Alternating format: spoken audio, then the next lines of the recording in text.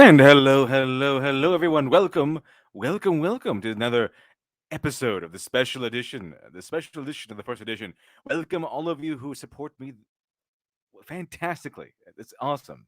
Whether it be on Subscribestar or just being a channel member, thank you very much to everyone. And this is my thank you to you. And I've sent out the question, the request, as to what should I be covering today. And went into I saw one of the suggestions being, what was it? Batman: The Dark Knight Returns by Frank Miller, and then someone else said something along the lines of, "Well, Born Again," and I said, "Well, isn't that perfect?" Because last time I think we went over two works by Alan Moore, or close to it. We went over The Killing Joke, and we went over another a different. We went over I think Whatever Happened to the Man of Tomorrow, both Alan Moore stories. So yeah, I thought it'd be perfect if we paired two Frank Miller stories together. So hello everyone, welcome. Hello Zofrats, welcome Zofrats. Hello Dr. Crow. Hello everyone. Hello Man in Hades. Hello Hex Harper. Hello Drake the Duelist. Welcome. Hello Agent Yokai Zero. Hello everyone, and hello Lucky Jinx. Welcome everyone. Welcome.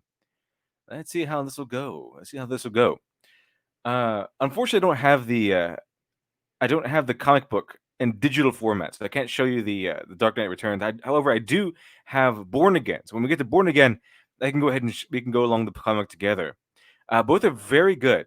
Both Frank Miller's some of his most powerful, most influential works. And let's see, I think they are best known because I think Born Again was one of the I mean, they're both game changers, like Watchmen were, more or less. Maybe not as big as Watchmen,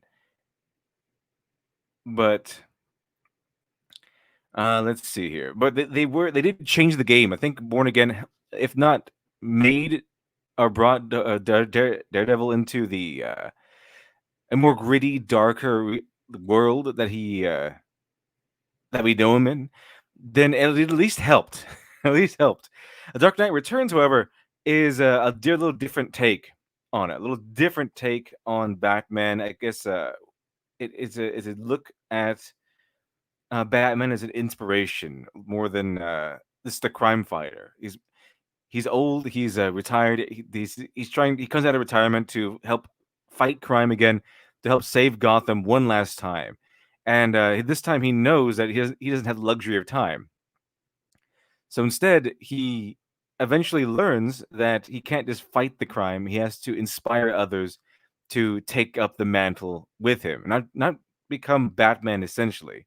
Although some do, and he does enjoy that, or he does take advantage of that at the very least. But to show the world that people can do great things on their own, they just have to try and not fall into the evils of crime. So let's see here.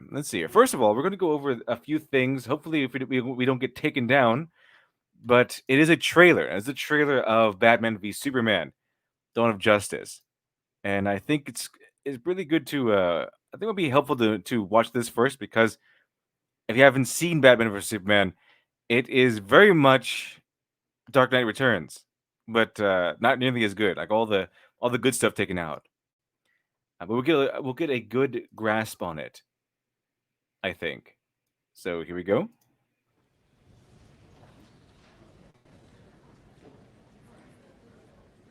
Today is a day for truth.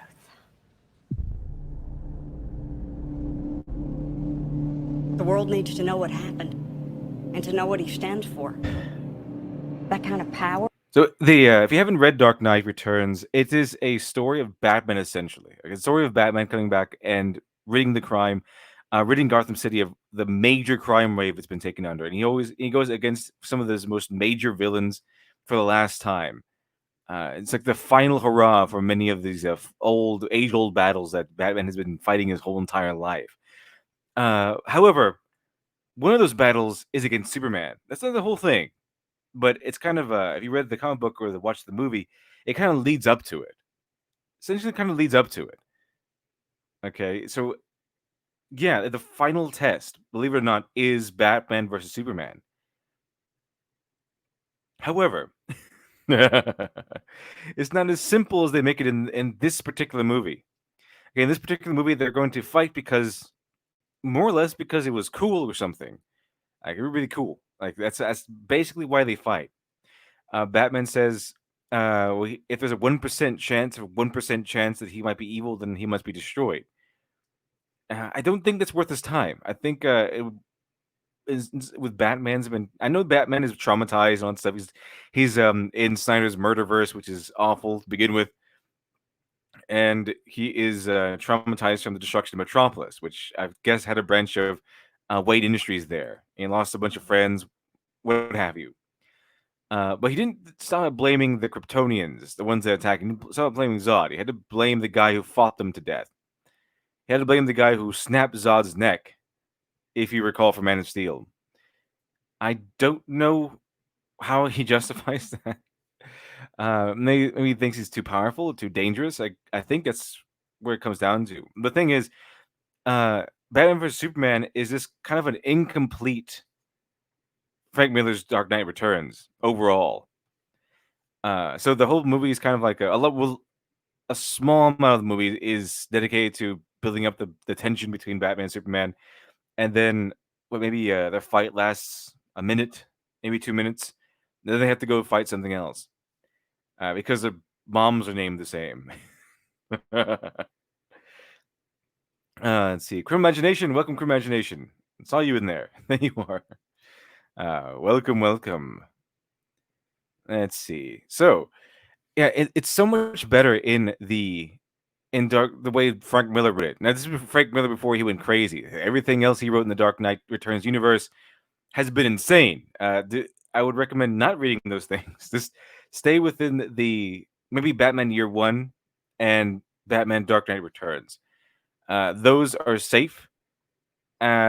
Usually, things other than those depictions, it's Frank Miller has written when after he went insane. Let's see here. War is very dangerous.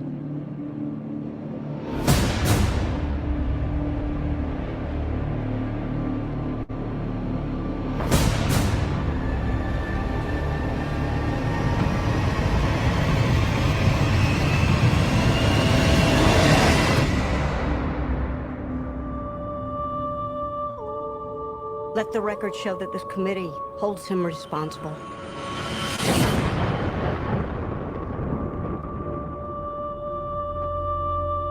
That's how it starts.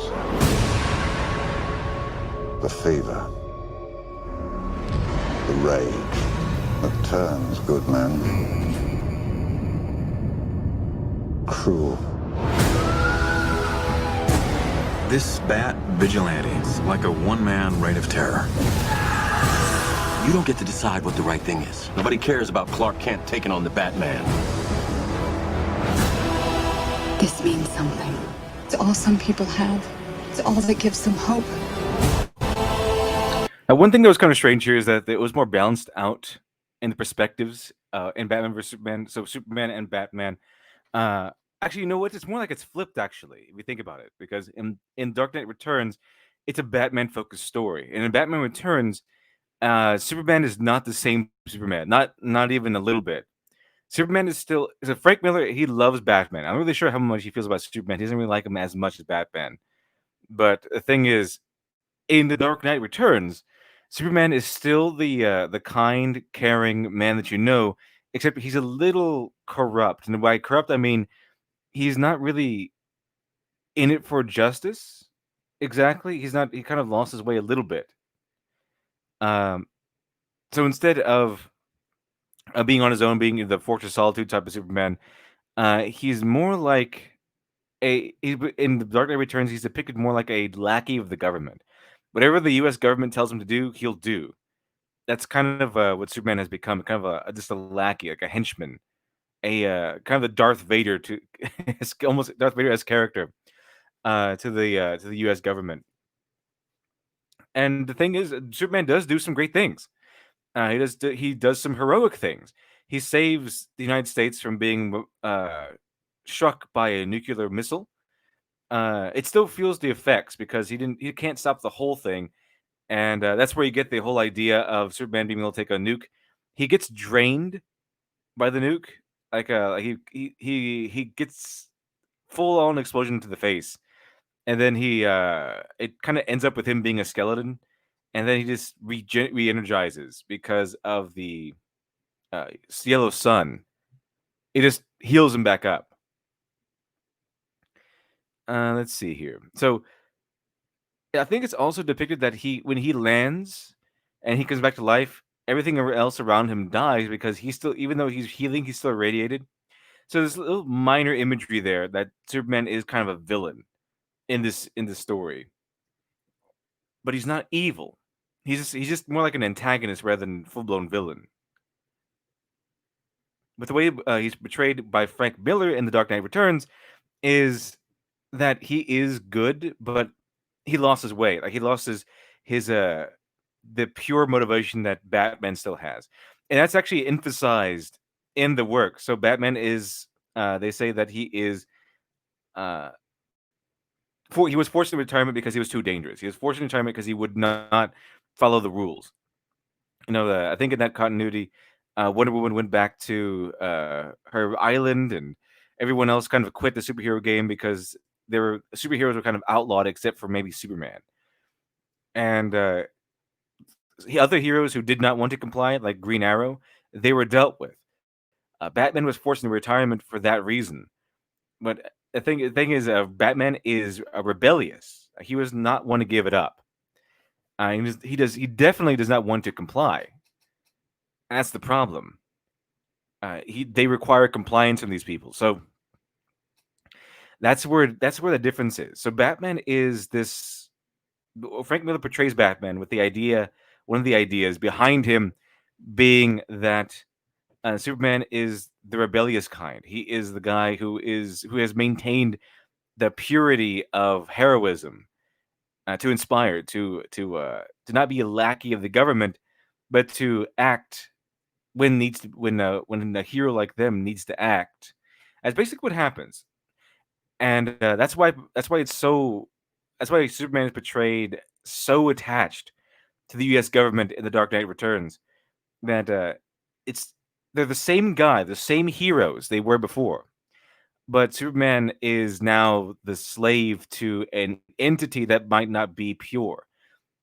Essentially, he gave up his own integrity, gave up his own heart to listen to the U.S. government. While Batman has maintained his autonomy.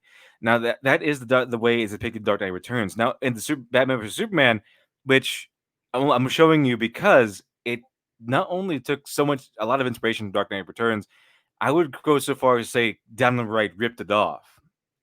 The same way as the Force Awakens ripped off A New Hope. It's pretty much that.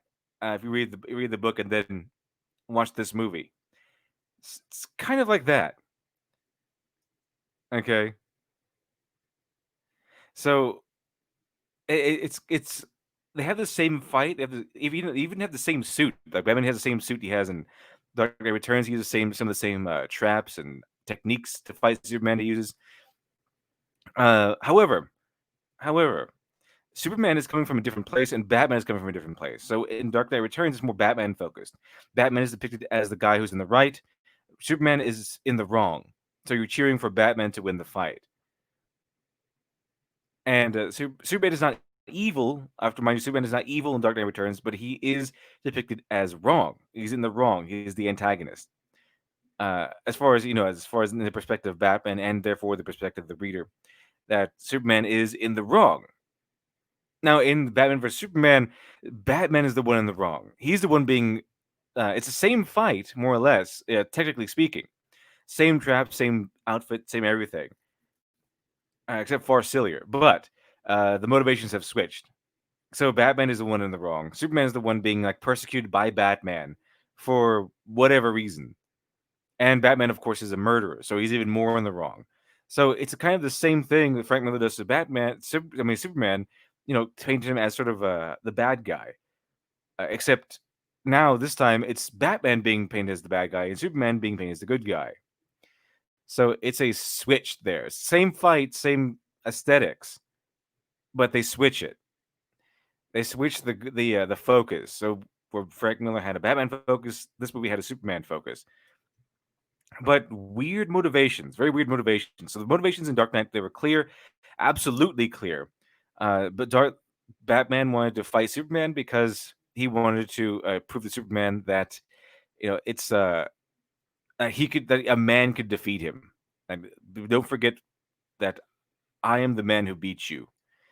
It's to prove to Superman that it's important that they remain pure, they remain unattached, that they remain heroes that are not beholden to anyone. Superman is his whole reason for obeying the U.S. government is because he sees it as it's not his place to choose what they do, and so following the government's orders, he is keeping world peace in his mind. It's not the saying he's saying it's not our world, it's their world, that sort of thing. So that's why he's not. I mean, if he were evil, he'd be dominating the world, but he's not. He's acting in the best interest, what he believes to be the best interest of the world. To uphold good, uphold righteousness, peace, truth, freedom, in the American way. That's what he's doing, basically in this book. Also, he's kind of mythologized in the book where he's not really seen. He's kind of referred to as kind of like in hushed tones, like him, the mythical final boss. So this is kind of appropriate. I think that even might be where you get the mythological feel, or the deity or messiah feel of Superman is still from The Dark Knight Returns, except it's not this overblown, not nearly.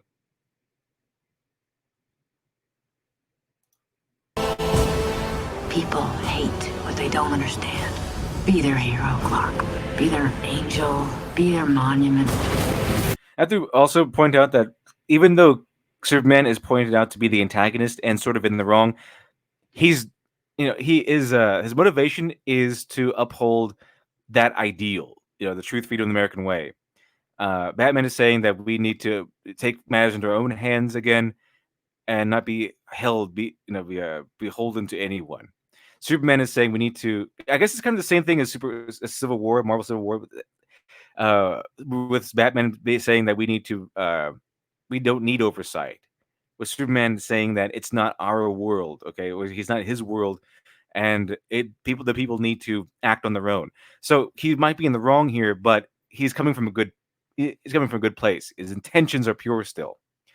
It's just the whole idea that they being controlled by a imperfect system, which is something that Superman has not really needed to deal with as not nearly as hard as Bruce has. That's an integral core element of the Dark Knight Returns, is that the system is broken. That in Bruce's eyes, the system is damaged and broken and very much imperfect. It's this system that saw Gotham fall into crime, that required the need for a Batman, and then after years and years and years, I think decades of Bruce Wayne fighting as Batman, during his retirement, it just all fell back into the same crime. It's like almost as if he'd never been Batman in the first place. That's how bad it got. In fact, it probably even got worse than before. And he's just looking at the news and seeing how badly it fell apart. So at the very end, Superman is the guy fighting for freedom of the people. He's saying that the people, humanity, the governments, the legal system that everyone agrees on might be imperfect, but it is the way it should be. That should be running the decisions of mankind. While Batman is saying that no, this system is imperfect. Well, he's not saying this specifically, I don't think, but his ideals are this system is imperfect. There needs to be kind of a like Who Watches the Watchmen sort of situation. So it needs to be we need to be able to act outside of these systems and not obey them blindly. So Superman is fighting for oversight essentially, and Batman is fighting for the rebellious anti-oversight in The Dark Knight Returns. Now, Batman vs Superman, it's a lot more muddied. Uh, it's Batman wants to kill Superman because Superman might be a bad guy, or if he turns to a bad guy, he might be too powerful to stop. Even though he wants to stop him now. How about this, Batman? How about just wait until he actually does something wrong and then try to stop him? You can obviously stop him now, and by that through that time, the more time has passed, you can probably find more weaknesses. So it's way better to treat him as a friend until he does something wrong than to just outright kill him. And but that doesn't happen. Batman goes out and he wants to, basically. Dark Knight Returns. It's a huge philosophical battle between a powerful godlike deity on Earth who wants to help lead humankind into a better tomorrow, even though he might be doing it the wrong way, versus a man who wants to destroy the evil. Okay, one who's trying to argue that the world isn't perfect, that the system isn't perfect, and sometimes there needs to be an outside force to correct it. It goes from that, those dueling philosophies, to the movie Batman vs Superman, where it essentially boils down to just they're going to fight because it's cool. That's that's it. So it's same fight, but without the substance, without the soul or the heart. So anyway, Be anything they need you to be. Or be none of it. You don't owe this world a thing. You never did. Do you know the oldest lie in America, Senator? The devils don't come from hell beneath us. They come from the sky. 20 years in Gotham, how many good guys are left? How many stayed that way? Josh, we know that Batman in The Dark Knight is darker than it's like a dark look at Batman, but he still doesn't kill. I have to point that out. He still does not kill. Okay, he uses guns, but they're rubber bullets. And the weirdest thing of all is that even though I've talked about Superman, how he's betrayed by Frank Miller, and that he might be a little bit in the wrong, a little bit impure, because he decides to follow the U.S. government instead of his own wishes in his own heart, he's still a lot better of Superman than what we got in the movies. Okay, Superman in the movies, Man of Steel, Batman vs. Superman, it's not really Superman. He's not as caring. He's not nearly as caring. Okay, and I think his only attachment to humanity is Lois, and once Lois goes away, he kind of just leaves. It's kind of like more like Dr. Manhattan than Superman. Dr. Manhattan, the character from Watchmen, who has so much power, but he doesn't really care about humanity. He's just going through the motions, as he says. That's what they made Superman into, a less caring, almost apathetic, strong deity, demigod of a person who only cares for one person. Where Dr. Manhattan had Laurie, Superman had Lois Lane. And once that person goes away, their attachment goes away also. But that isn't Superman. Okay, that's definitely not how Frank Miller portrayed Superman. Superman is not the way Frank Miller played him. Superman is still loving. He's still very friendly. He's not going through the motions because his dad told him to, or we think it would make his dad proud. He in Frank Miller's book, Superman is doing what he's doing because he thinks it's right, not because it's been forced on him, or he's accepting the mantle that has been bestowed upon his shoulders or something. He's doing what he does because it's right. Now, in the movies, Superman, you get a constant sense that Superman is trying to play up to the part of Superman for show because it's been forced upon him. Or kind of like he's trying to live up to the legacy that he feels that his dad wanted to live up to. Not out of any genuine drive to do good. That's essentially what it feels like in the movie. So while the Frank Miller's Dark Knight Returns is darker, it still has a far more optimistic, pleasant Superman than this movie does. Has the power to wipe out the entire human race.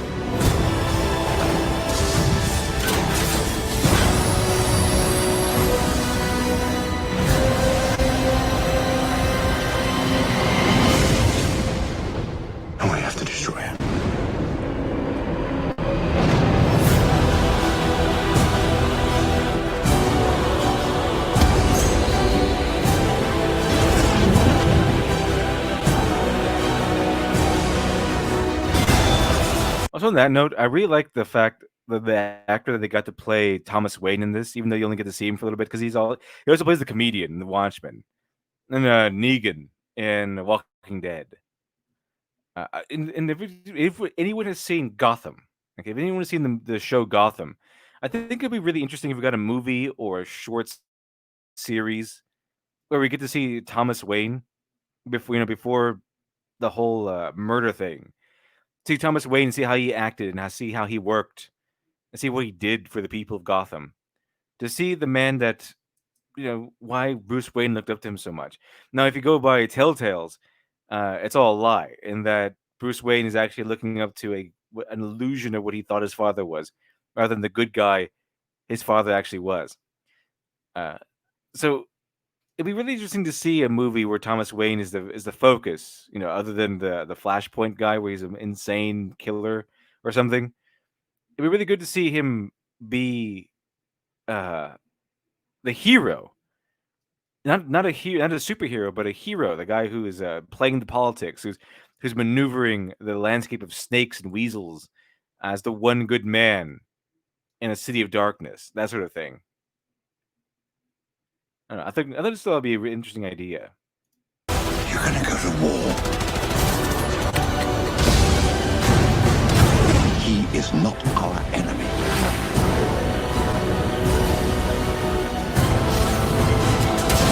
Black and blue. God versus man. Day versus night.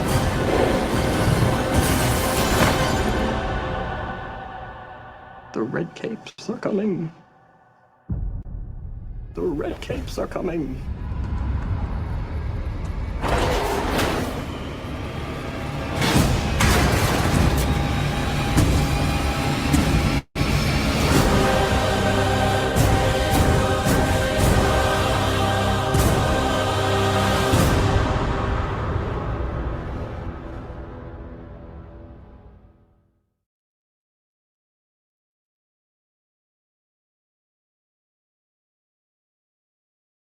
And there we have it.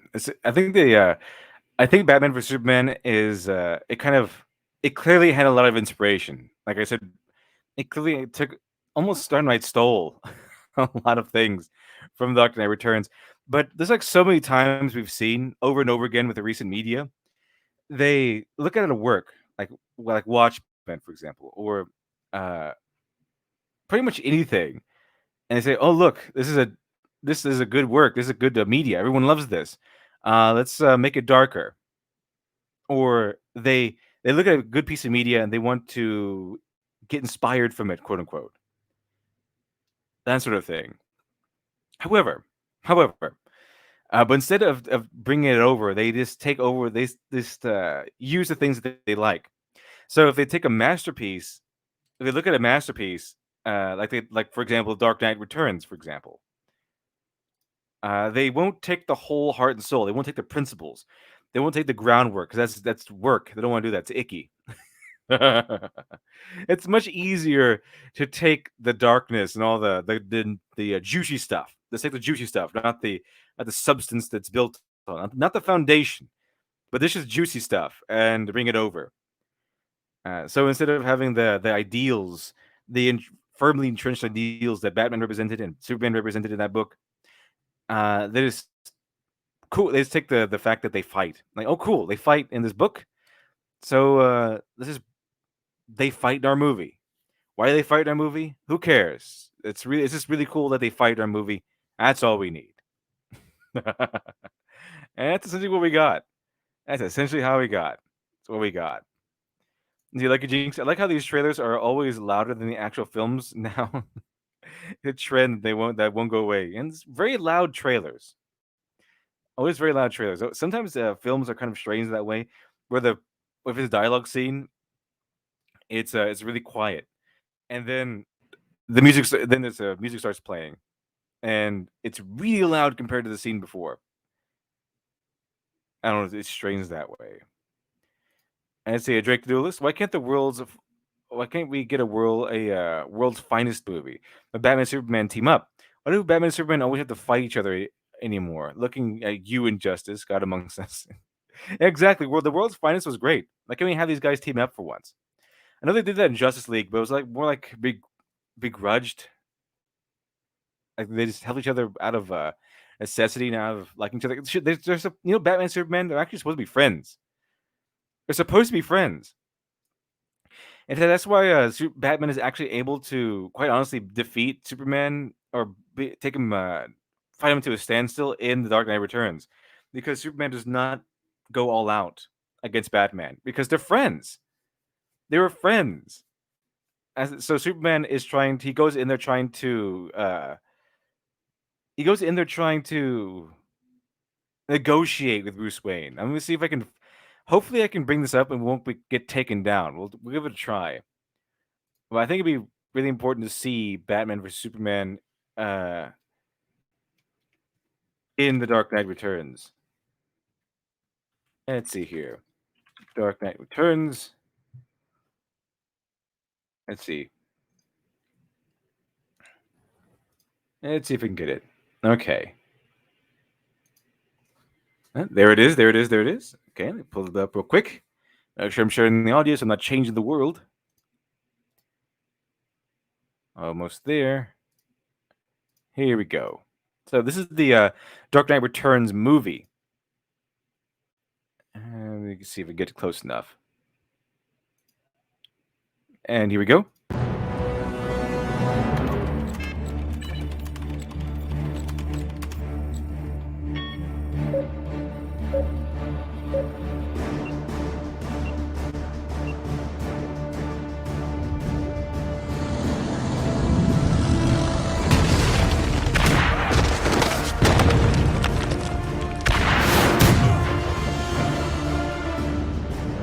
If they wanted to use Dark Knight Returns as inspiration, they could have done that easily. Because they could have just wiped out the parts with the Joker, the parts with the Two-Face, all that stuff, and just focused on the conflict Batman has with Superman in this story. Because Dark Knight Returns it's basically a bunch of sections of story put together.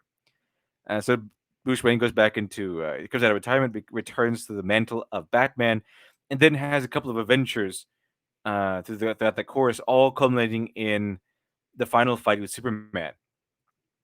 So they could have just done that. They could have just had that final fight with Superman and had the battle, erupt over the course of the movie, and then the ending would be, of course, Batman vs Superman in your Batman vs Superman movie. I think that'd be pretty good. We don't need Lex Luthor. We don't need Wonder Woman or that stuff. Just Batman versus Superman, and then at the end, of course, they'll settle things and become friends for one reason or another. Take your pick. There's a whole mess of things you could do to get Superman and Batman friends at the end of the movie after they fight. Just kind of learn from each other or learn to respect one another, and maybe they should bond over maybe helping somebody instead of fighting a monster. Maybe they bond over, I don't know, rescuing somebody. Maybe they both go to that warehouse and rescue Martha Wayne or Martha Kent. They're both named Martha.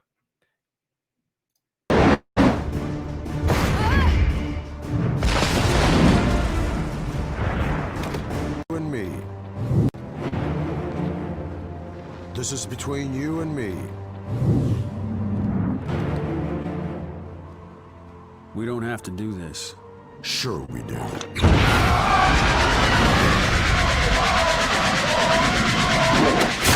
See, there we go. When they first meet, Superman is, he's still merciful. He's still taking down the weapons that are being used against him in the most humane manner possible. And then he doesn't just outright attack Bruce Wayne. He says, "We don't have to do this. Just calm down, Bruce Wayne. Maybe we can talk about this." And then Bruce Wayne does not want that. Bruce Wayne initiates the fight. Because that's what he's doing. Batman is initiating the fight. He wants this fight to occur. I mean, we figure out later that it's because he's taken something that only gives him so many minutes before he goes under a chemically induced heart attack to ultimately fake his death. Bruce, be reasonable. You know what my orders are. Your orders?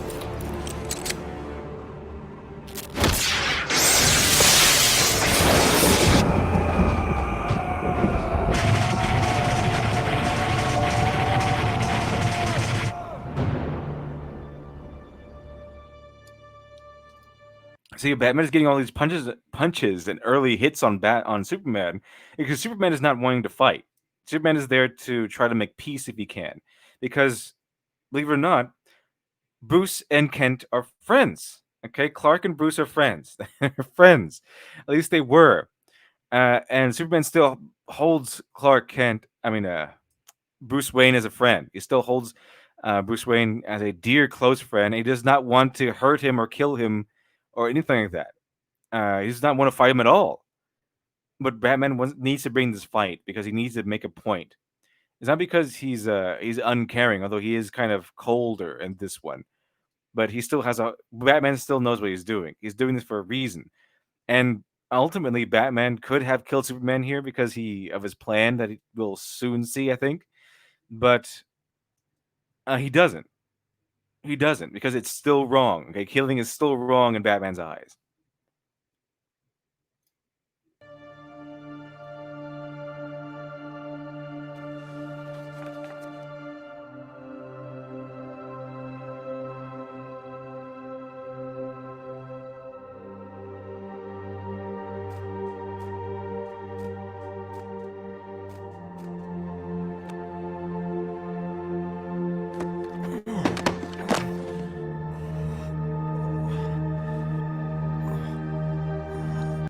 Lucky Jinx. Them giant SpongeBob butt chins. Exactly. Yeah, this and they really hyped up the features of Superman in this. It's fantastic. But that's also kind of the point, I guess. But it's great. It's great. I like it. Yeah, Frank Miller's art style is very strange. It's always very chunky. I don't know what it is, but that is his art style. It's uniquely Frank Miller.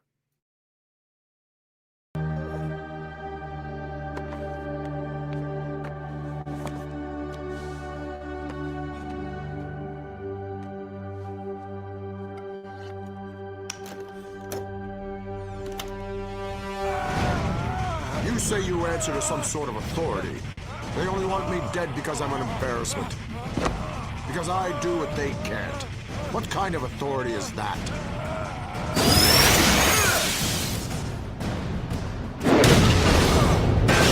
It doesn't matter. It's their world and they won't stand for you anymore. If it isn't me, it'll just be someone else. Yeah, so there it is.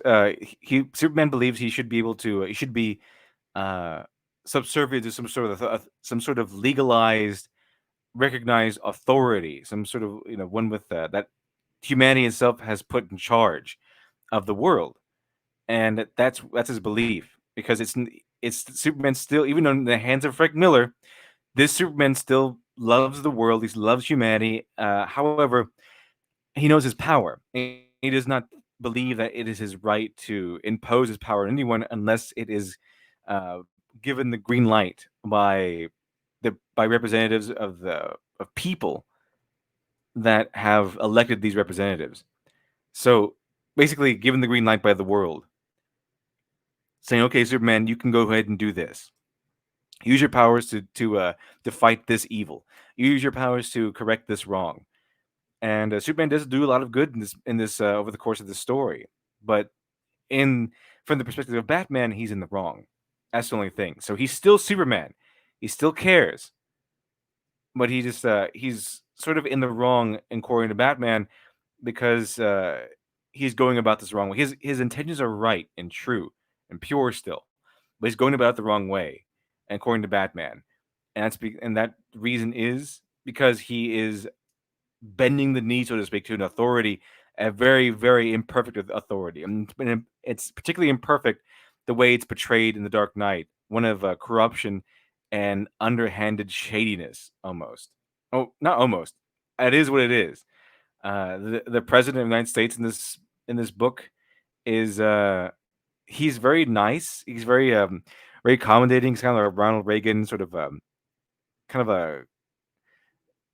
of like a southern charm to him, but ultimately he's not to be trusted. It's kind of like Hans Landa from Inglourious Bastards. It's kind of like that, where he seems kind of personable, kind of nice, but really underneath it all, his intentions are fairly dark. Really? Who do they send after you?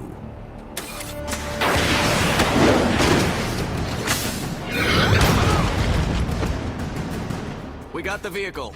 Appears disabled. Unknown if anyone's inside. Roger that. Approach with caution.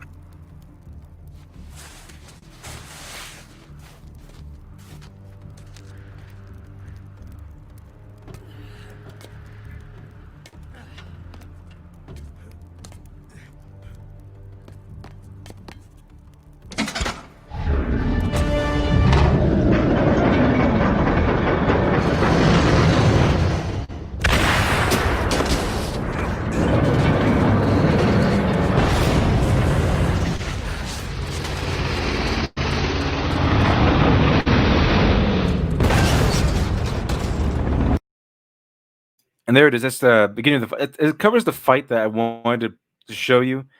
Uh, let's see here. So later on, it's revealed that he teamed up with Green Arrow, and they made a little compound, one arrow filled with kryptonite, and they tweaked it so that it would affect him long enough that Batman could claim his victory, but weak enough so that it doesn't actually kill him.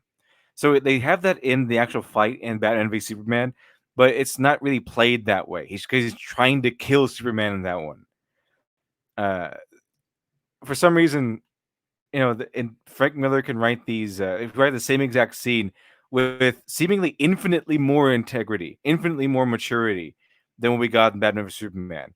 Batman v Superman is just, I'm Batman, I want to kill you, and Superman is just there to say, hey, we need to work together to save my mom.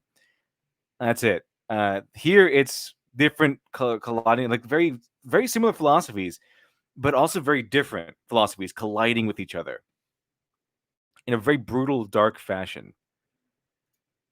So let's hit this point home before we move on to Born Again. Okay, I want to see if we can watch how much we can watch of this scene, the warehouse scene with Batman. Let's see here. Let me get it up here. Okay, here we go.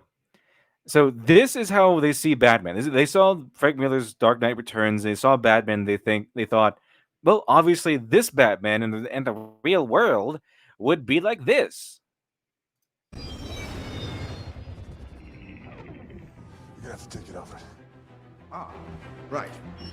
Commencing drone mode.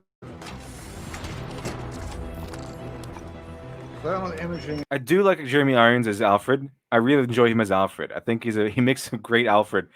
We just need like a dedicated Batman movie with this style to it. I also like Ben Affleck as Batman for the most part.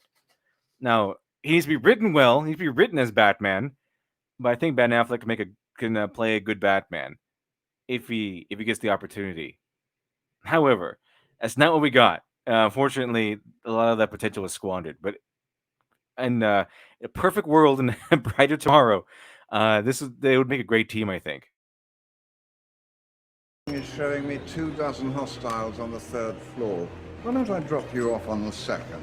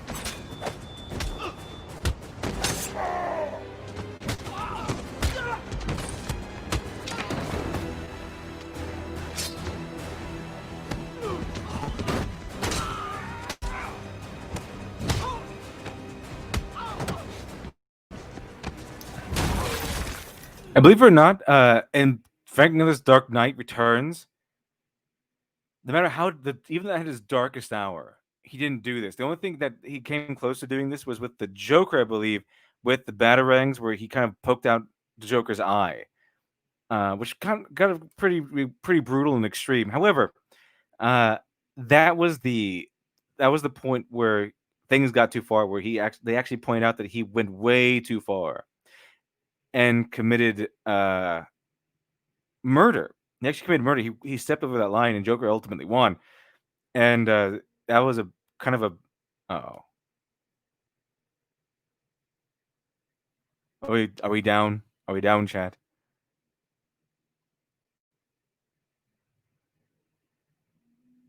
Okay, I guess I'll just wait here.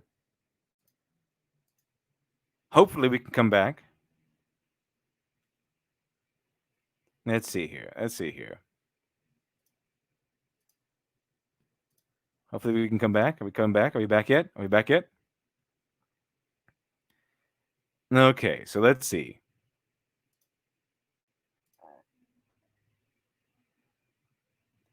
Just waiting.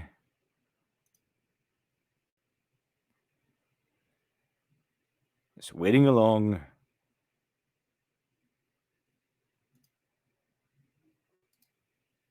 Are we back yet?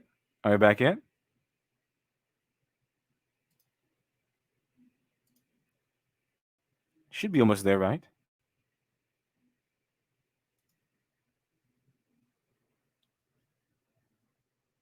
Let's see.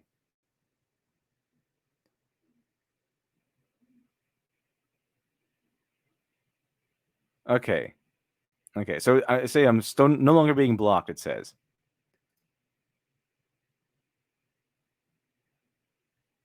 So we should be back, right? We should be back. Okay. So I think we pushed it long enough. And I made the point already. With what we saw.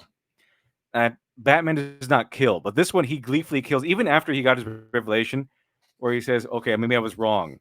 Maybe I shouldn't kill Batman. Or maybe I shouldn't kill Superman because of some silly 1% of the 1% chance that he might be against us, sort of thing." Even after that revelation, even though after that wonderful, glorious epiphany, he still goes in here and starts beating up guys and stabbing them and shooting them and stuff, letting them blow up with grenades. That's not what Batman does. If Batman saw the man reach for a grenade and he had in his power to save him, he would get a grappling hook, pull him towards him, and then he'll knock him out, but he'll still save him from getting blown up. That's what he does. Batman does not kill people, not usually. And the thing is, there are some movies where he does kill people, and it's fine because he doesn't seemingly actually kill them. So the thing is, the difference here is that in Frank Miller's Dark Knight Returns and Batman vs Superman, the tone is more realistic. It's like a Nolan-esque setting where everything has consequences, where realism is key, realism is king. Where if you go to the Schumacher movies, for example, they are comic book movies, pure and simple comic book movies. And that's it.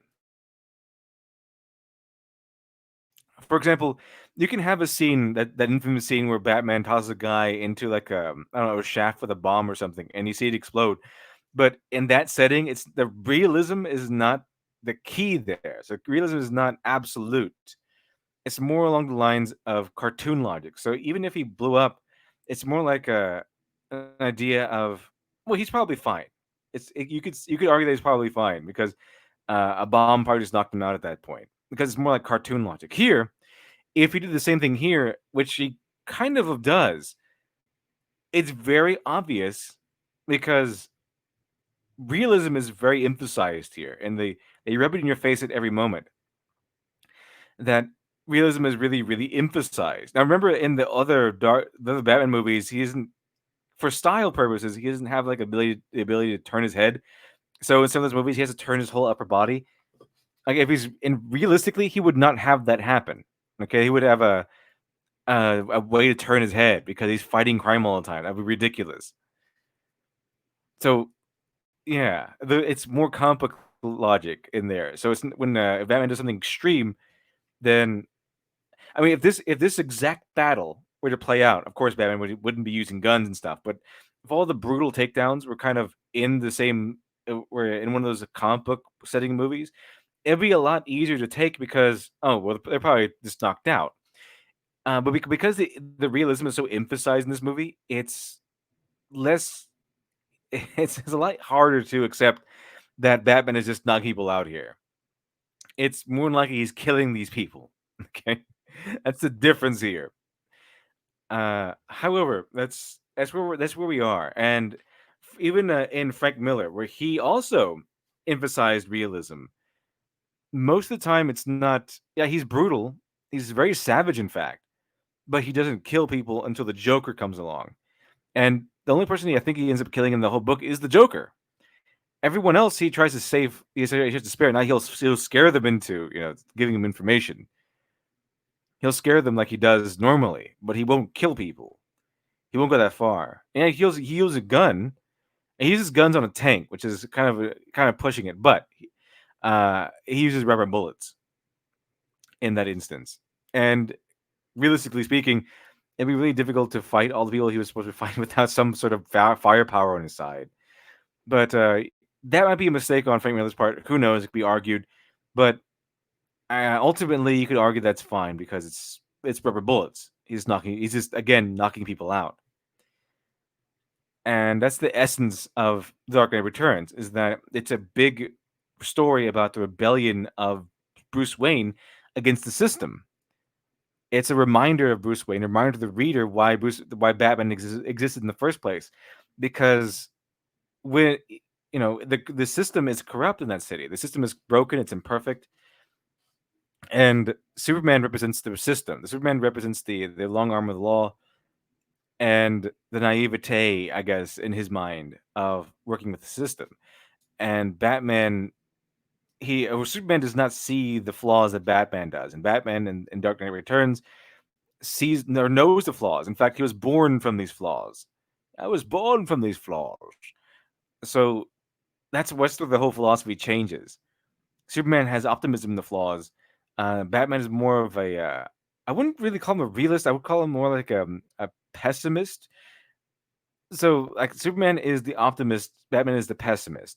So he sees that he sees the system and sees that it is imperfect, and that it can obviously lead to corruption, like it did with Gotham City. And Superman is an optimist, saying that well, he probably even sees the flaws himself. I mean, it's really difficult not to. That ultimately, even with the flaws, it's better than what the alternative is, which is like mob justice or him taking over or something. So that's the difference of philosophies there. Now, they didn't do that for Batman v Superman. They stole a lot from Dark Knight Returns. Didn't steal the essence. All right, they didn't take the heart and soul. They didn't emphasize the philosophies of Batman or the philosophy of Superman, and then have them duking out to because of those opposing philosophies. They didn't do that. Okay, they just again, they just thought it was cool that they fight, so they fought. Let's see here. Hopefully we're still up. Because now we're going to, I think we'll call it a day on that one. And we'll go into Daredevil Born Again, which is another Frank Miller story that isn't Sin City, so that's perfect. Let's see here. Okay, so we're going to Born Again. Get this up here. Okay, up and running. Here we go. Born Again, Daredevil Born Again. Now, this is from what I've heard, I think this is a story that was responsible for ushering in Daredevil into a darker era, make this like a lot of superheroes movies want today. This brought Daredevil into a darker, more realistic and gritty setting, but it's again optimistic at the end. Okay, if we don't get the pessimistic ending that they want us to have these days. Dark Knight Returns, optimistic ending. Daredevil Born Again, optimistic ending. Kingdom Come, optimistic ending. Whatever Happened to the Man of Tomorrow, optimistic ending. Watchmen, optimistic ending. Believe it or not, it's fairly optimistic given what we have there. where world peace is declared. I'm pretty sure world peace, despite the price you paid for it, is fairly optimistic. It's dark, but it's fairly optimistic, relatively speaking. It's maybe optimistic is going too far. Maybe happy ending, you could say. Relatively speaking, happy ending. And then we have what happened to the Man Tomorrow. We also have let's see. Also Superman. Very somber, very bittersweet, but ultimately optimistic ending as well. Okay. V for Vendetta. Again, more or less optimistic. We see the line continues of the ideas of revolution, the ideas that led to Britain being free from a reign of tyranny being preserved and carried on to the next generation. So more or less, that's what was going on. Now, Born Again is very interesting. Very interesting. It's very apt to today's setting because if you don't know the storyline of Born Again, it's essentially Matt Murdock getting canceled.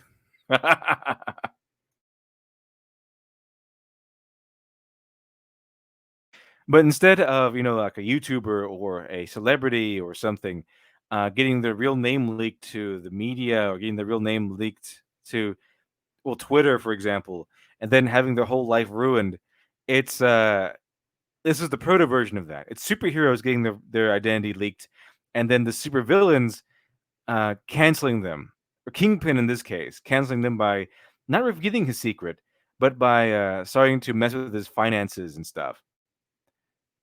So that, not revealing his secret, but tearing down Matt Murdock's life by destroying everything wonderful in his life, making like tearing him down into nothing.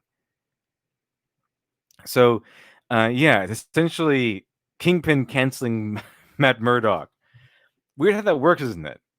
It's almost as if canceling people is the work of a evil supervillain or something. So, anyways, get started with this. Here we go. This also has that the Christian roots, other not the roots, I guess, but the Christian themes of Matt Murdock. Born Again, Rising Up Again. This is an opening, by the way, by Ralph Macchio. Ralph Macchio did the introduction for this comic book. Let's see here.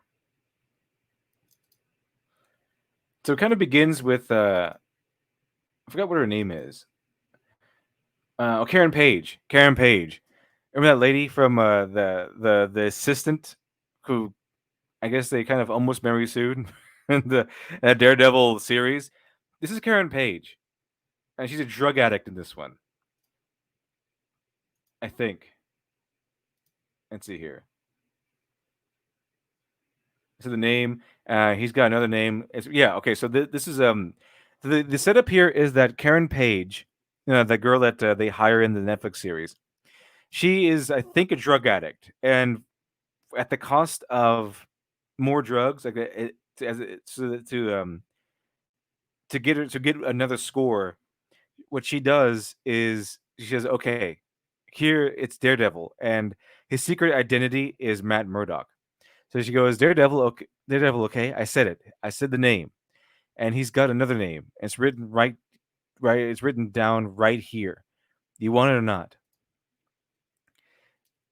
Let's see what before that. Let's see if we get their motivations real quick. Okay, so let's see. Let's start from the beginning, actually. This is kind of important. So it says, it's a hot day like all the rest. All 2 years of them. 2 years, and the motion picture epic that turned into just another come on isn't even a memory. Yeah, I'm sure I've seen one of your flicks. You're big at the stag parties. What's your name again? Page. Karen Page. Like all the rest except this. This one has a special glow to it. It's not every day you sell your soul. That's no way to think. That's no way to think. Grow up. It's the 80s. You do what you have to. And you have to do it. Look, this is worth something. Take it to the States. And you'll get $1 million for it. Girl will say lots of things. She's when she's hungry. Things I hear. Want a shot? No, didn't think so. Not a shot of booze anyway. So yeah, she's wanting drugs. That's the whole thing. She's wanting drugs. She's wanting another hit. So she was saying like, here's a Daredevil. Okay, I said the name is Daredevil, and you got another name that's written down here, and that written on that page is the name Matt Murdock. And it's his secret identity, and that's where it begins. That's where it begins. That's how the betrayed by a friend. That is how Matt Murdock's identity gets leaked, and that's how leading up to his Kingpin trying to cancel him.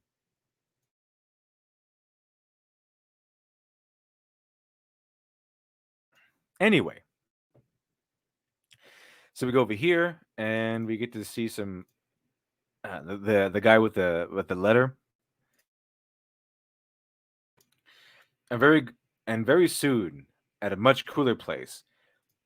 Good gentlemen, but not good enough. We must expand more quickly into legitimate enterprises.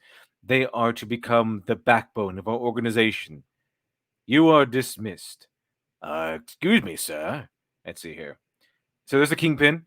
He's essentially the main bad guy of this story. Even though it's not your traditional punch out story where the villain punches out the bad guy. It's a story about Matt Murdock being tormented by the Kingpin. Let's see here. To direct duelist, a bit of context: Karen Page is the good girl of this corner of the setting. For her to have fallen this low was hugely controversial. That's what I heard. And then they had Frank Miller. Frank Miller had her fall into drugs and everything. But that's what happens. She wants I guess she fell into the wrong crowd when she went to pursue her dreams in, I guess, Hollywood or something. And so she sold Matt Murdock's identity for drugs, for the hit. And let's see here. There isn't a man on deck who doesn't jump when Stilson speaks. Well, there's one, but nobody's sure if the word man quite covers him. Sir, it's from Mexico. Might not be anything. Calling him the Kingpin, that covers him well as any word can. Saying he's the boss of everything bad that makes money is what must be most of the free world. My cousin down there, Tonio, I wouldn't bring it up, but you said to keep the lions out for this. Local pusher down there says he's met Daredevil's old lady. His old lady, I mean. Says for an armful, she's sold him his name for an armful, like a heroin, I guess. So that's the drug they're hinting at. And he says, his real name, I mean. I know what you mean. Give it to me. Nobody needs to be told. They all leave as fast as they can without looking like wimps. Except for Wesley, of course. Wesley, he always sticks around for any last minute orders, which is why everybody is so nice to Wesley. Turn the yacht back to New York. Locate everyone who has touched this envelope or spoken to anyone who has, and await the kill order. In the meantime, I shall test the information. 6 months pass. Let's see here. You mean Daredevil got doxxed? Yeah. He essentially got doxxed. So Dick Duelist. By Superman standards, Batman is highly pessimistic. By Punisher standards, Batman is extremely optimistic. What's your frame of reference? Yeah, Batman is more, relatively speaking to Superman, Batman is the pessimistic one. Punisher, that is very dark. That's the reason why the Punisher is an anti-hero.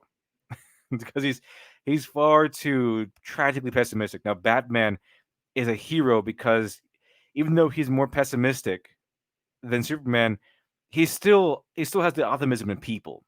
He's kind of he always has the rebellious idea that he's always willing the first one to rebel against authority.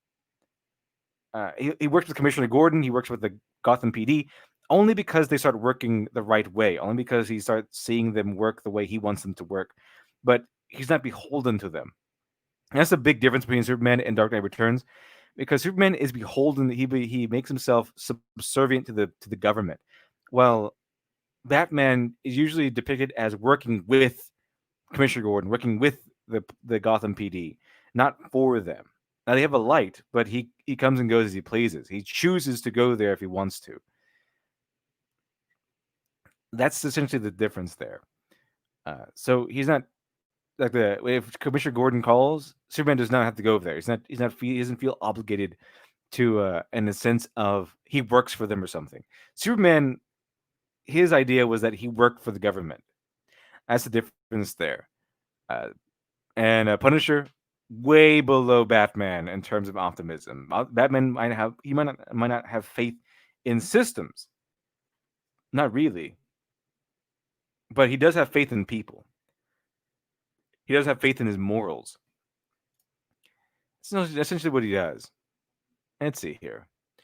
So winter hits Manhattan like an unwanted relative, drops in with no warning and seems to stay forever. It spreads a thick white blanket that makes the city look clean for a few hours until the snow gets stepped on and driven over and made gritty and dirty and gray. Matt Murdock is blind, so he misses the prettiest morning of the year. All he gets is hissing pipes and East Coast chill that goes straight for the bones. Matt Murdock is also Daredevil. That's why his life is about to fall apart. And that's the beginning of it. That's the beginning. So here's his right now he is in a state of normalcy. Daredevil, he rolls the name across the bruise that is his mind, comforting it. Comforting. It isn't, but at least it's real. Every other part of him is so far away. I don't drink. He thinks, I didn't drink last night. This only feels like a hangover. Daredevil. A victim. That's what I am. That's what Daredevil is. A victim of radiation. That gave me superhuman acuteness of 4 senses and plunged me into a world of eternal darkness. I didn't ask for this. I didn't want this, but here it is. Now he's Daredevil. I better lay off crime fighting until my knuckles heal. So he's just still a state of normalcy. He hasn't hit the fan just yet. So now he gets some envelopes. He gets some mail in the mail. I read the envelopes with my fingers. The embossed ones are easy, going by the scanned impression of the ink. On the others is a pain this early in the day. Nothing with the masterhead of law firm. Word must not have gotten out yet that the hottest attorney since F. Lee Bailey is up for grabs. Amazing how long it takes for the news to circulate when you want it to. No offers. 3 bills, something from March of Dimes, a plastic rectangle of a cassette tape from my girlfriend can't be good, since she lives in town. Well, the plot thickens. Letter from my bank saying they haven't received my last 2 mortgage payments. Trust them to screw up everything every chance they get. So now we get to see that maybe he didn't pay them. Maybe he did, right? Maybe he did. Maybe it's a mistake. It's kind of it's starting soft.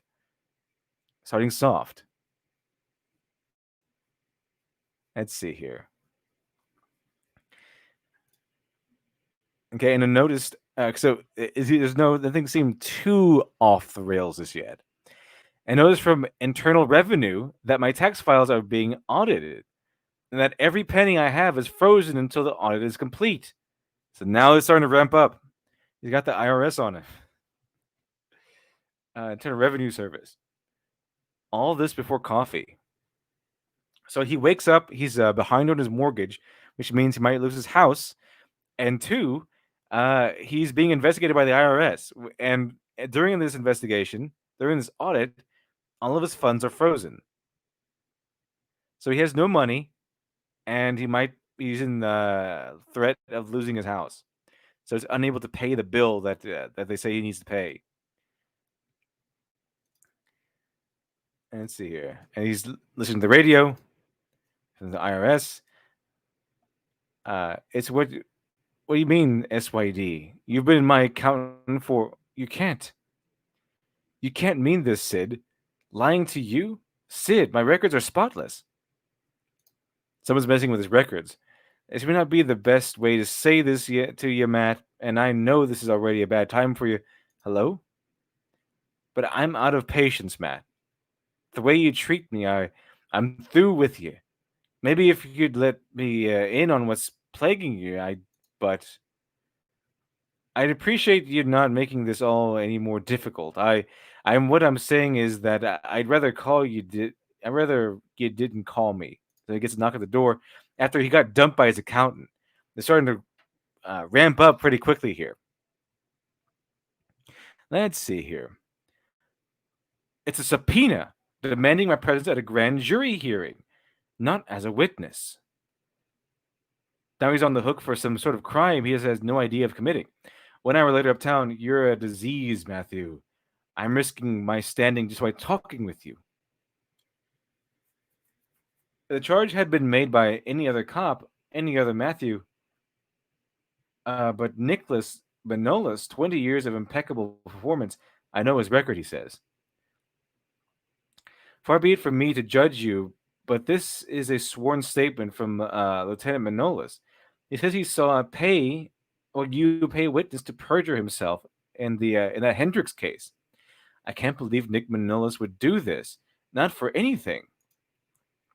So a clean cop, a cop known for being clean, has essentially put a monkey wrench into Matt Murdock's career as a lawyer. So now his whole career is in question. His integrity as a lawyer is in question because now he's about to lose his house. The Internal Revenue Service is looking into his records because something happened with those. His accountant dumped him, and now he's being summoned to a grand jury and on the grounds of him bribing clients. So now his career, not only is his career in jeopardy, not only does he have no money and threatened of losing his house, he is suddenly facing the fact that his whole career is in question. That he's no longer the good, clean lawyer. Now he has spots on his career. He's essentially getting canceled. He's getting canceled. Whatever you do, don't harass Manolis. Wouldn't be good for him. And the night quickly passes. Oh no. Took everything, Foggy. Came home and they'd taken everything. What kind of people would do this? So there's Foggy Nelson, his best friend. A hateful city, hateful, scares me worse than Belfast bomb. This is Frank Miller dialogue, by the way. He tends to repeat things. It can be a little annoying sometimes, I have to admit. Sometimes. But just get past the Frank Miller dialogue. It's still a good story. Let's see here. So they find that something else is bad happening with them because they're Matt Murdock's friends. They're his well-known friends. Can I say here tonight? So my name is Ben Urich. I'm a reporter. I'm working this night shift at the Great Metropolitan Newspaper when a piece of dynamite is dropped in my desk. It's not the kind that kisses, just rustles in the Robertson's hand. Check this one out for me, Ben. Let's see here. It says that Matt Murdock faces a host of criminal charges, including bribery, perjury, and misconduct. Matt Murdock is the most honest man I know. Because the king, ultimately, this is the Kingpin's doing. He's pulling all these strings. He's trying to destroy Matt Murdock, essentially canceling him. He doesn't want to fight him. He doesn't want to put together a plan and reveal his identity and all that stuff. Because ultimately, he's still going to have justice on his side. He's going to have allies and people and cops and everything to run to, and he probably will ultimately win. All he has to do is fight all the guys and save his friends and family. It'll be dark and difficult, but he might be able to do it. However, painting Matt Murdock as a bad guy, that right there, is cutting him off from everything he loves and holds dear, everything he cherishes. That's what happens with Matt Murdock. And what easier way to rid yourself of Matt Murdock than and then, of course, Daredevil also, then, of course, driving him to what's going to amount to be close to suicide. He's losing everything. Everything is gone. It takes a very, very strong person to come back when you're this deep in the brink. I have no statement for the press. A stranger tells me. Okay. Let's see here. Then Matt Murdock is over here. See, the one relief I can give myself when it all gets too much. So he retreats into the identity of Daredevil. There's some more Frank Miller dialogue where he kind of personifies the city. This happens a lot with Sin City. She greets me with a blast of wind and her endless angry roar. Yeah, he does this Purple Pro stuff with the city and stuff. It's fine with me. It doesn't really matter, but it is very, very Frank Miller. Very Frank Miller. Very Frank Miller. And see, Lucky Jinx, yeah, he's kind of Frank Miller kind of predicted the whole cancellation of SJW stuff. Frank Miller was a right winger, he had a kind of like right wing attitudes. I think they considered him a conservative comic book writer back when you could still be in comics and conservative at the same time. I think so, anyway. Well, now he went completely insane, but way back when, it's pretty good. Let's see here. So he's off on his adventures, trying to forget everything. And he goes over here. He goes over there. I think that's Matt Murdock's girlfriend. I think. And she and Foggy Nelson are getting too close or something. I don't know. I think I'll take the couch. The music in there is the kind you hear in department stores. There's something obscene about playing it loud. And loud it is. I'm surprised the building doesn't shake. How he can follow that stupid sitcom he's watching is beyond me. Of course, I've got this problem with visual entertainment. You get it? Because he's blind. 20 years, Nick. Why start lying now? So he's confronting the cop that lied about Matt Murdock. It's all wrong, Nick. I know you. You have to know why and I have to know why you're trying to ruin Matt Murdock. He flinches at the name. I smell his oily, guilty sweat. I feel the heat on his cheek, a flush of defiant rage. A sound belongs to his southern or South Street beast? A South Street bar. Okay. I could force the truth from him. Tough as he is, I'd have to use torture. Wait. He has a sound effect called FAP? Okay. And scrunch. It's a sound of him hitting a table. I said, get out of my home. I said, get out of my home. And I guess Daredevil does. He showed up. Yeah, Daredevil. I did what you said to do. About my boy, doctor said he needs that treatment soon. So they bribed him with his son. That's what it is. So Kingpin, he pulled all of his strings to just snipe at Murdock from a distance, destroying his integrity, destroying his credibility, destroying his means of income, all that stuff. And so I think he kind of ends up in a bad way. Let me see. Yeah, Foggy and I think his girlfriend are even getting close, so that he even loses her support. His plant at the law library reports to the crime lord of Murdoch's days spent. So yeah, he's pulling all the strings to fabricate and lie and make sure that Matt Murdock is being destroyed. Let's see here. He is lost man thrashing Matt Murdock. Who's going to talk about Matt Murdock? And he actually does. Daredevil / Matt Murdock actually gets destroyed in this. He gets down to his lowest point, and this is pretty much the face of every SW when they see that the person they're trying to target is being driven to insanity and being driven suicidal. Let's see here. So it keeps going. And there's Ellen Page, I think. Yeah, it's her. She's running.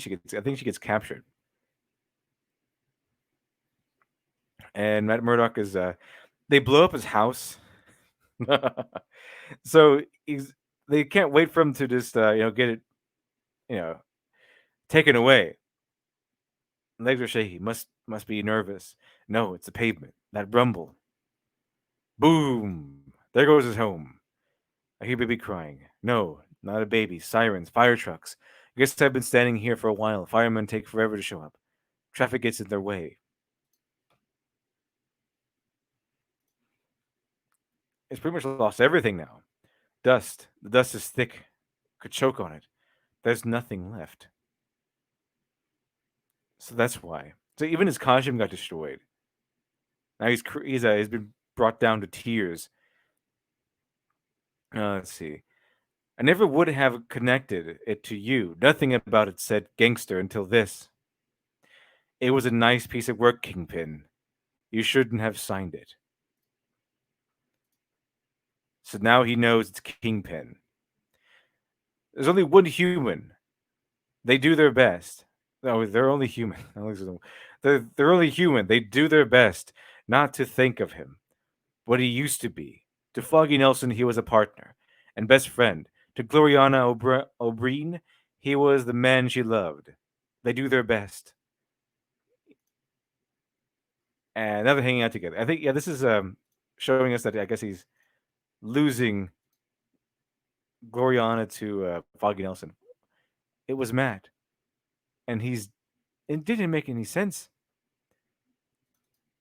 So here's Matt in his lowest point. So at the beginning of this, when we all started out, it was Matt Murdock pretty much in bed like this, but in a state of normalcy. Now we see him in bed again after having lost everything, with now living in an apartment with no money, no friends, no reputation, everything shot, destroyed, and blown to pieces, literally in some cases, and living in an apartment that can barely hold a bed and open the door at the same time.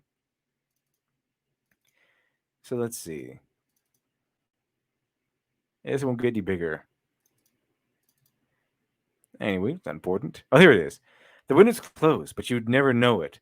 Not with the stiff breeze that's blowing through it, giving me a sweetheart of a cramp in my lower back. 6 inches of snow outside, and still no heat in the room.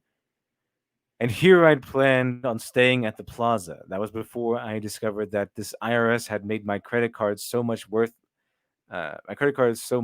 plastic. Left me with $10 to my name. I found a hotel that made change. Place smells like rat hair. I'd much rather stay with a friend. Show me one, I'll stay with him. Show me one single person in the world who hasn't betrayed me. It sounded really familiar when you look at Vic Mignogna or Ethan Van Sciver. I'm pretty sure they said pretty much the same thing at one point. Show me one single person in the world who hasn't betrayed me. That's what happens when you get canceled. We've seen it time and time again. Your friends and everyone just turned against you. Just a few days ago, I was a pillar of my community, a respected figure in my profession. Not to mention my sideline of being a superhero. Now I'm just a blind man. A blind man who's lost his job, his livelihood, his home, his girl, who fate gave the ability to hear and smell and touch better than anybody in the world can, which is a great way to catch all the misery of being left alive. Just a few days ago, No, I should have seen all this coming, starting months ago. Things going wrong for me. This little things at first, the kind you try not to notice, the kind that add up until you want to. Right, the kind you add up until you want to. There it is. For the longest time, I chalked it up to an unpleasant circumstance. I'm that kind of guy. Took a lot to convince me that this was what was really going on. Fact is, the first time I had the thought, it sounded well.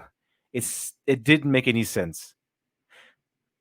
But the evidence kept piling up. The phone company, the power company, Internal Revenue, the grand jury, my best friend, my lover, the list goes on. All of them working together, all of them out to get me. No, no, I'm going. It's the Kingpin. The Kingpin, yes. He's the only real enemy I have. I've caused him a lot of trouble fighting crime, since that's his business. It follows that I'd cause him trouble to make sense. It makes sense that I'd cause him trouble. It's the Kingpin. Somehow he found out that I'm Daredevil. He bribed and threatened everybody it took to destroy me. I've given this a lot of thought. That's why I haven't left the room. To think and put together a plan and to get enough sleep. I seem to need so much sleep. It's all worked out now. I got my strategy. I'm going to go to the Kingpin. I'm going to kill him. And that's how you know that Matt Murdock has actually gone over the deep end. Because the whole thing is that Matt Murdock, Daredevil, and the Punisher often clash over this idea. At Punisher, he has no qualms about killing. However, Matt Murdock is he's a Superman, Batman mentality. No one deserves to die. No one deserves to be murdered anyway.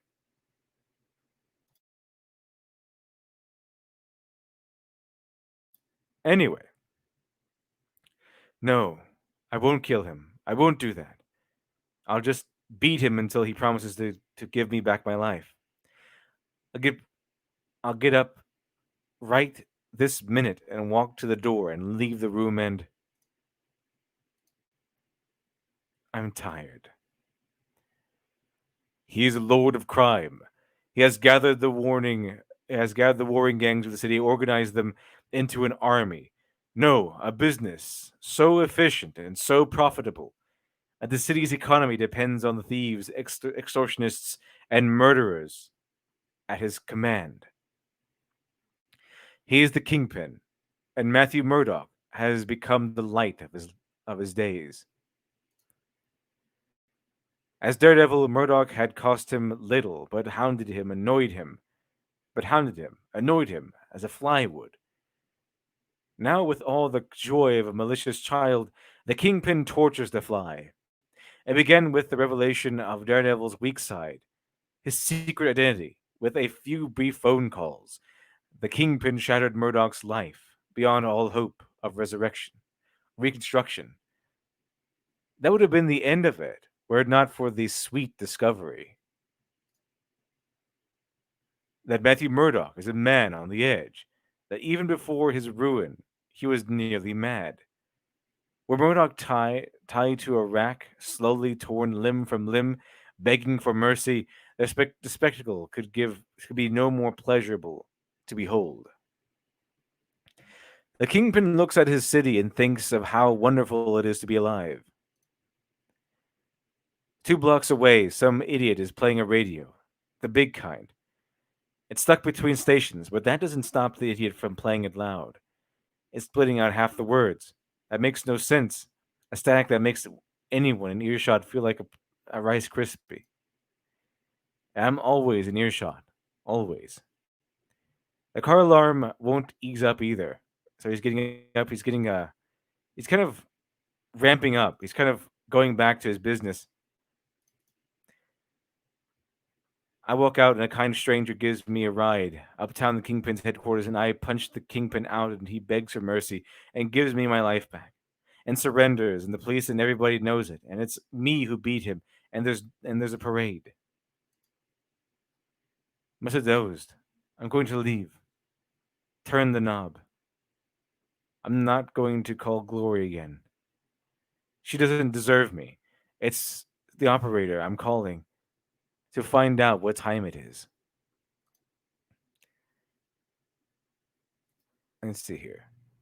It's foggy. It's foggy. He hung up. The devil's wrong with him. And he pretty much lost everything. There we go. Let's see here. Closer. Breathing through his mouth like fat people do. Wheezing, grunting, stopping. Stopping right outside my door. Right outside my door. And someone's knocking. And so give with $8, or you're out and it's a landlord guy. He's good. Sounds and smells just like the kind of phlegmy cigar smoking pig who'd run a dive like this. Dribbles spit in my hand, and he's just kind of strangling. He's on the edge. He's mad. He's going insane.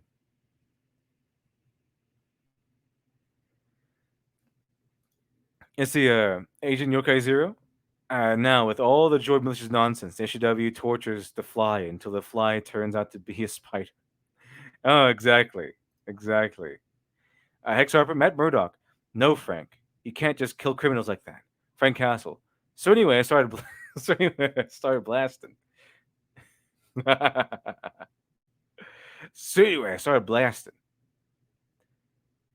And Daredevil's like, you can't kill bad guys, Frank. And then Frank Castle's like, Do you understand life? Do you? do you? Okay. Let's see here. There we go. It's a very long story. Very long story.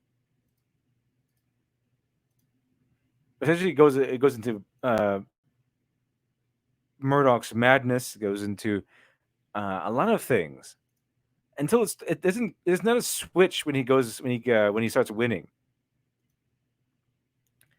It's we start to see what happens next. Essentially, it starts to go in one by one, and Matt Murdoch, Matt Daredevil, he starts winning again. He perseveres. He gets destroyed, like Kingpin said. He gets his whole life, according and his vision, is torn limb from limb, almost unrecoverable, you could say. That's it. But the thing is, the whole idea of Born Again is seeing Matt Murdock / Daredevil brought down to the lowest point. It's not Daredevil being brought down to the lowest point, and then he can retreat to his everyday life, his friends and his family, and retreat back to the life of being a respected lawyer. Or it's not that at all. He can't do that anymore. His whole life, Daredevil, Matt Murdock's life, it's all in shambles. He's lost absolutely everything. At that point, it would actually push probably someone to suicide. It would push someone to the brink, and it did push Matt Murdock to the brink. He was thinking of murder, thinking of violent action only the Punisher would think of. That's essentially what happens. And over the course of the story, he perseveres. He stops with that. He gets focused. He keeps going. He pushes forward. That's what heroes do. A lesser man would crumble. Matt Murdock is not a lesser man. He's a great man. So he pushes through. He proves everything. And he overcomes the Kingpin in the very end. So that's the heart and soul of, I think, Born Again. And it's very heroic. At the end, it seems dark. This is often seen as Frank Miller pulling Daredevil into the dark and gritty world. Now, yes, it does. It does do that because it's very dark and very gritty. But he wins in the end. Matt Murdock wins in the end. The whole idea here is the opposite of what you get with something like The Last Jedi. Something like I don't know, pretty much any media we get these days. Picard, Sergeant Picard, Last Jedi, all this stuff. A lot of these. It's kind of like what I mentioned earlier, where they like something and they take what they like from it and leave the soul behind. It's like these a lot of these creators have looked at these stories like Watchmen and Born Again and Dark Knight Returns, and they brought the darkness. That's all they got. They got the darkness and the grittiness, and they brought it into their own works. And they say, well, in my story, at the end, it's all the hero gives up. The hero dies. The hero does not regain his stature, his nobility, forgetting apparently that the whole idea of these stories is to prove how much of a hero they are by making them dark, by making them gritty, by showing us how strong of a character these characters are. And I don't mean like well written. I mean how strong mentally and spiritually they are. How Matt Murdock, for example, can in Born Again face the destruction of his entire life and then keep on going until he comes at the other end the victor. Let's see here. Drake the Duelist. And I shall let's see here. I think it's this one. Interestingly, in the end, he's still screwed financially and professionally, but the events of the story convince him to keep going and face his problems, even if they don't immediately go away. Exactly. That's the heart and soul of Born Again. I think is that yeah, it looks bad now, but a hero, a strong character, a person because not everyone can be a hero, but a person who can be a hero will take this and will keep going. Will keep on going, and even if it's not tomorrow, it's not the day after tomorrow, it's not next week, maybe not even next year, but eventually keep on going with that perseverance that Daredevil has, even the Punisher has, Batman has, Superman has. Then eventually, if they keep fighting, they will regain what they've lost, and it'll come back stronger than ever. You don't really get that with this stuff anymore. You don't get that with modern media anymore. You get heroes who give up. You get heroes who lose their nobility and never regain it because they just surrender. You get heroes who stop being heroes, and they think this is brilliant. This is the real world. They say. Born Again, Dark Knight Returns, both very dark. Both bring their heroes to the darkest point in their lives, and both have the heroes return with more noble than ever. They have come across they've seen the abyss and they've come across the other side.